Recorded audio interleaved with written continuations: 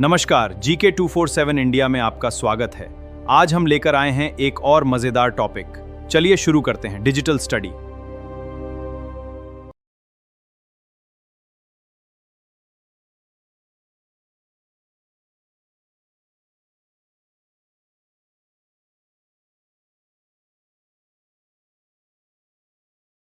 नमस्कार। आज के इस एक्सप्लेनर में हम बात करने वाले हैं हरियाणा आर्थिक सर्वेक्षण रिपोर्ट 2024 की।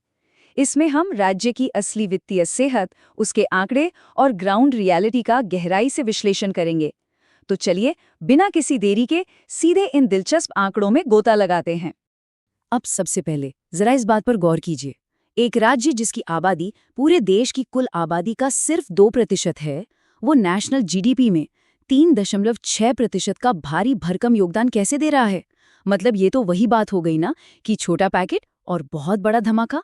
आखिर ऐसा क्या है जो इस राज्य को आर्थिक मोर्चे पर इतना ताकतवर बनाता है? और आपके इस सवाल का जवाब छुपा है इस एक विशाल नंबर में, 12 लाख करोड़ रुपए। जी हां, आपने सही सुना। आर्थिक सर्वेक्षण के हिसाब से हरियाणा की एस्टिमेटेड जीएसडीपी इतनी ही आंकी गई है। करंट प्राइसेस पर यह करीब 11% की शानदार ग्रोथ है। ये अकेला आंकड़ा ही साबित कर देता है कि हरियाणा सच में एक बहुत बड़ा इकोनॉमिक पावर हाउस बन चुका है। तो इस एक्सप्लेनर में हमारा फोकस क्या रहेगा? हम देखेंगे मैक्रो पावर हाउस, फिर सेक्टोरल शिफ्ट, इनकम का एक रियलिटी चेक, कुछ चुनौतियां और पर्यावरण के मुद्दे, सोशल इंफ्रास्ट्रक्चर और आखिर में एक छोटा सा कंक्लूजन। चलिए आगे बढ़ते हैं। तो शुरुआत करते हैं सेक्शन 1 से, the macro economic power house maintaining the lead. आइए देखते हैं वो कौन से इंडिकेटर्स हैं जो इसे इतना मजबूत बनाते हैं। अब इस नंबर को देखिए, 7.8%। ये कांस्टेंट प्राइसेस पर हरियाणा की जीएसडीपी ग्रोथ रेट है। कमाल की बात तो ये है कि पिछले ही साल ये सिर्फ 4.3% थी। मतलब सोचिए, एक ही साल के अंदर इतनी तगड़ी रिकवरी। ये साफ दिखाता है कि नेशनल एवरेज के मुकाबले हरियाणा ने अपनी आर्थिक स्थिति को बहुत ही मजबूती से पकड़ कर रखा है। और ये सब कोई जादू नहीं है, बल्कि इसके पीछे है कमाल का राजकोषीय अनुशासन। राज्य का फिस्कल डेफिसिट सिर्फ 2.8% पर है, जो कि बजट लिमिट से भी कम है। और सबसे इंप्रेसिव बात बताऊं, हरियाणा अपना 86% टैक्स रेवेन्यू खुद जनरेट करता है। पूरे इंडिया में ये तीसरे नंबर पर आता है। साथ ही मनरेगा में प्रति कार्य 4.89 लाख रुपए की खपत भी हुई है। ये सारे आंकड़े बताते हैं कि इस राज्य की आर्थिक नींव सच में कितनी सॉलिड है। अब आते हैं सेक्शन 2 पर, engine of growth, the sectoral shift. चलिए समझते हैं कि 12 लाख करोड़ रुपए आखिर आ कहां से रहे हैं। इस चार्ट को ध्यान से देखिए। हरियाणा की इकोनॉमी का सबसे बड़ा हिस्सा यानी 51.6%, आधे से भी ज्यादा, अब सिर्फ टर्शियरी या सर्विस सेक्टर से आ रहा है। इसके बाद 30.3% आता है सेकेंडरी या इंडस्ट्रियल सेक्टर से, और प्राइमरी यानी एग्रीकल्चर सेक्टर अब करीब 18.1% रह गया है। तो तस्वीर एकदम साफ है, सर्विस सेक्टर अब अर्थव्यवस्था की ड्राइविंग सीट पर बैठ चुका है। अब आप शायद सोचेंगे कि ये सर्विस सेक्टर का बूम अचानक से आया कहां से। देखिए, ये ग्रोथ पूरे राज्य में एक जैसी नहीं है। इसका मेन सेंटर है गुरुग्राम और फरीदाबाद जैसे शहर। ये जगहें अब आईटी, बैंकिंग और रियल एस्टेट के बहुत बड़े पावर हाउस बन चुकी हैं। इन्हीं शहरों ने हरियाणा को एक नेशनल कॉर्पोरेट हब में बदल दिया है, और इसी वजह से जीएसटी कलेक्शन में भी राज्य आज टॉप पर खड़ा है।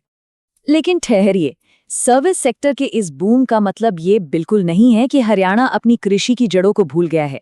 आपको जानकर शायद हैरानी होगी कि यहाँ का 94% बोया गया एरिया सिंचित है, यानी पूरी तरह इरिगेटेड है। पंजाब के बाद ये देश में दूसरे नंबर पर आता है।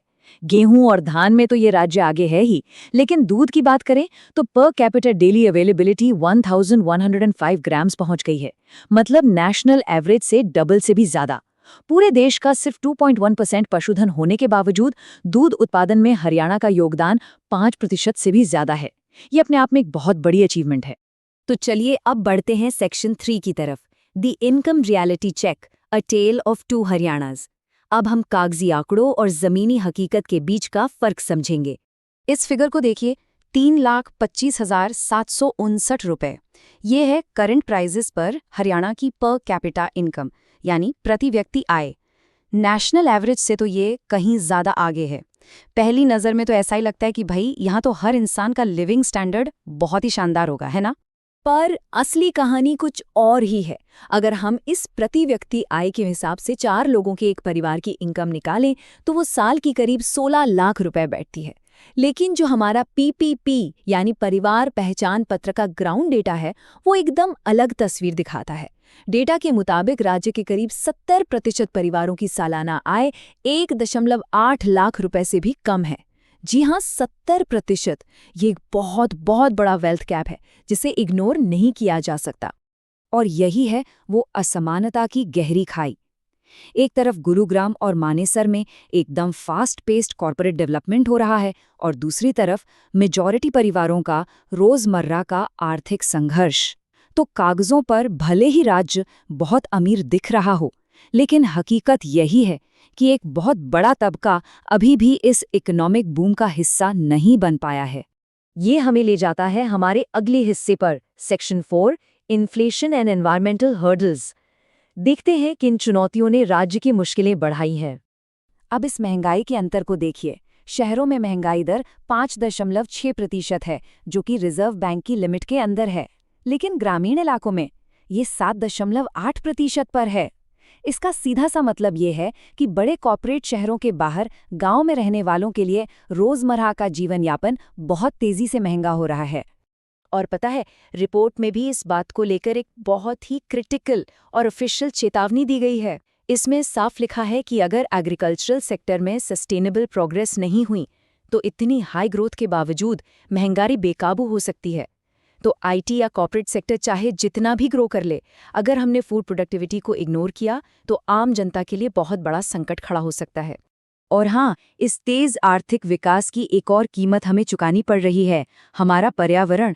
फॉरेस्ट कवर लगातार कम हो रहा है, पानी का संकट गहराता जा रहा है और पोल्यूशन तो खैर एक बहुत ही गंभीर समस्या बनी ही चुका है। इस इंडस्ट्रियल और एग्रीकल्चरल एक्सपेंशन के साइड इफ़ेक्ट्स अब बहुत साफ दिखने लगे हैं। हालांकि इन सब से निपटने के लिए कुछ अनोखी पहल भी सामने आई हैं, जैसे कि ये प्राणवायु देवता पेंशन योजना। अब ये क्या है? इसमें 75 साल से ज्यादा पुराने पेड़ों की देखभाल करने के लिए सालाना 2,750 रुपए की पेंशन दी जाती है। इकोनॉमिक सर्वे में भी इसकी काफी तारीफ की गई है, क्योंकि पर्यावरण को बचाने के लिए ये सच में एक बहुत ही क्रिएटिव और पॉजिटिव अप्रोच है। अब बात करते हैं सेक्शन 5 की, इंफ्रास्ट्रक्चर एंड सोशल प्रोग्रेस।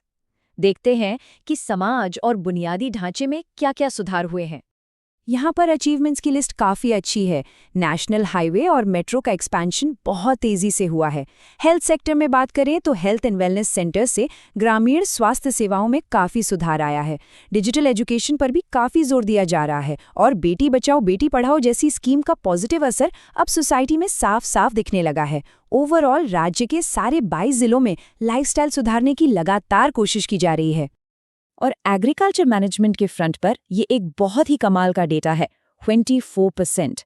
साल 2023 में पराली जलाने की घटनाओं में 24% की कमी आई है। प्रदूषण की समस्या से जूझ रहे इस पूरे इलाके और दिल्ली एनसीआर के लिए ये सच में एक बहुत बड़ी और राहत की खबर है।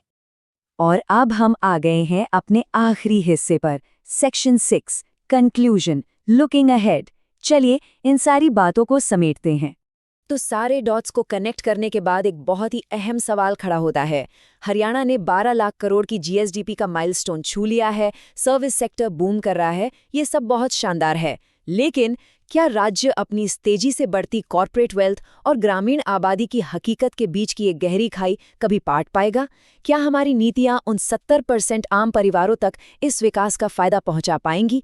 सोचने वाली बात है ना? आज के इस एक्सप्लेनर में हमारे साथ जुड़ने के लिए बहुत बहुत शुक्रिया। अगर आपको हरियाणा जीके की तैयारी कर रहे हैं तो वीडियो को लाइक जरूर करें, शेयर करें अपने दोस्तों के साथ और सब्सक्राइब करें GK247 इंडिया को।